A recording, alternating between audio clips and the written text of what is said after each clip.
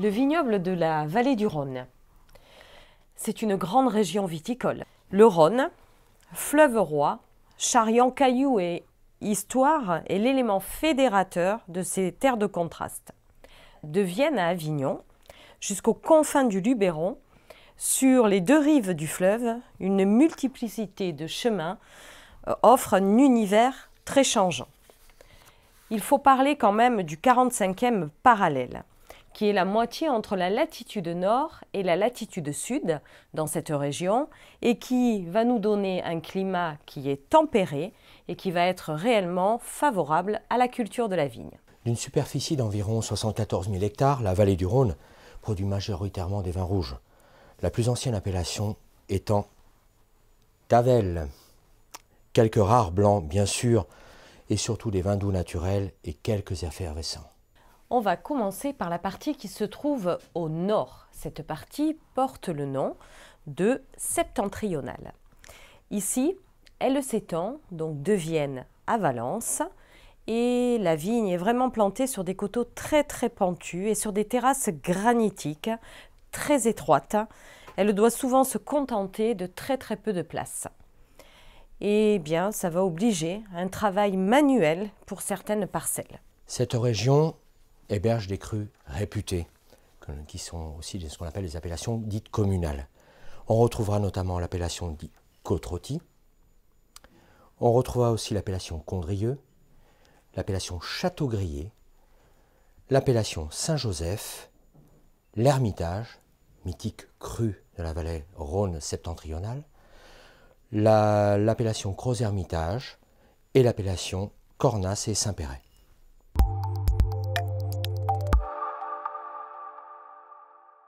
Ici, les vins rouges sont caractérisés par une variété donc de cépages uniques qui porte le nom de la Syrah. Ça va vraiment donner un vin rouge très corsé, très puissant, vraiment très coloré également, aux arômes donc de cassis, de mûre, où on va retrouver également la framboise, mais on retrouve très souvent la violette qui va donner une touche très subtile et également des notes de réglisse comme le zan. C'est un cépage qui va vraiment donner des vins qui ont besoin d'évolution, qui ont besoin de temps pour s'affiner. Et là, on va gagner en notes donc de cuir, mais également d'épices très douces. On retrouvera aussi un cépage emblématique blanc dans le Rhône septentrional, il s'appelle le Vionnier. Il est présent sur deux appellations, notamment le Condrieu et le Château-Grillé. C'est un cépage qui va apporter justement des petites notes, notamment dans l'assemblage des côte-rôties, et apporter cette petite touche florale typique dans cette appellation bien caractéristique du Rhône Nord. Oui, alors c'est vrai qu'au niveau aromatique, quand même, quand on parle donc du Vionnier, c'est vraiment un cépage qui amène des notes de violette, d'abricot. On va retrouver la pêche blanche. Il y a vraiment une richesse également alcoolique très élevée au niveau donc de ce cépage. Et ça donne beaucoup également de volume, de gras au niveau du gustatif. C'est un cépage superbe qui, sur ces sols granitiques, va nous amener sur des notes un peu musquées à l'évolution et des choses très épicées qui en font ses caractéristiques uniques.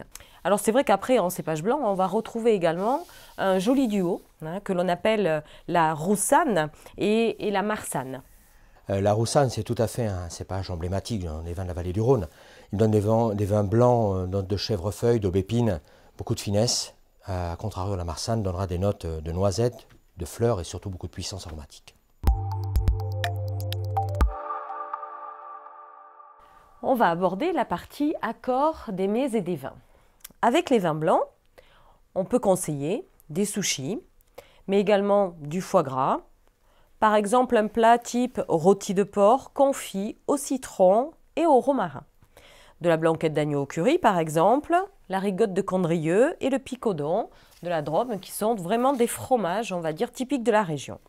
Ces plats vont demander un vin particulièrement équilibré et assez puissant.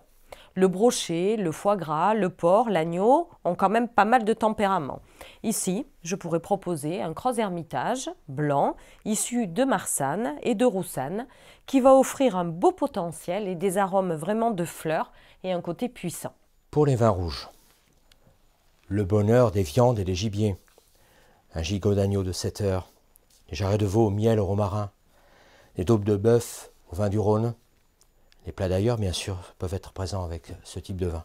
Les tagines de poulet aux aubergines, rips façon Tex-Mex, chili con carne seront parfaits avec ce type de vin, donc septentrional. Alors c'est vrai qu'ici, une syrah s'accordera très très bien avec ces plats à base donc de vin ou à base donc d'épices. Il faut ici de la générosité, il faut du fruit, il faut une matière tannique qui soit dense mais enrobée pour travailler un petit peu à la fois avec le soyeux et la cuisson longue donc de ces plats. Là, je pourrais conseiller par exemple un ermitage en pleine évolution, entre 6 ou 7 ans, avec des arômes complexes, de fruits très très mûrs, avec également des notes d'épices douces ou des notes un peu de pivoine, avec des tanins nobles et très puissants. Il sera intéressant d'ailleurs, le cas échéant, de le carafer afin de lui développer sa palette aromatique et surtout assouplir ses beaux tanins nobles. Alors c'est vrai qu'avec la cuisine un peu exotique que tu situais donc tout à l'heure, eh bien là je prendrais quelque chose peut-être d'un peu plus souple, puisqu'on est sur des pentes à Saint-Joseph, un Saint-Joseph rouge ici, avec une nuance sur le cépage de la Syrah qui va être un petit peu différente, qui va avoir beaucoup de douceur, de la concentration, mais de la complexité. Le fruit va toujours rappeler ces fruits très mûrs, des épices douces, une touche de réglisse également. Bon, même sur des aubergines qui peuvent être un peu capricieuses, lorsqu'elle est associée au vin, tout ça, ça va vraiment s'assagir ensemble. Une attention particulière par rapport à cette région, l'oxygénation s'impose, elle a besoin justement de développer les carafages, la décantation sur les vieux vins, c'est important justement de préparer les vins. Le vionnier gagnera en précision, en exactitude et surtout en texture en bouche.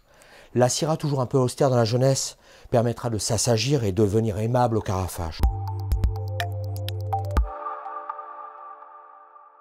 La partie septentrionale est vraiment une région pittoresque et la région phare de ce cépage qui est la Syrah.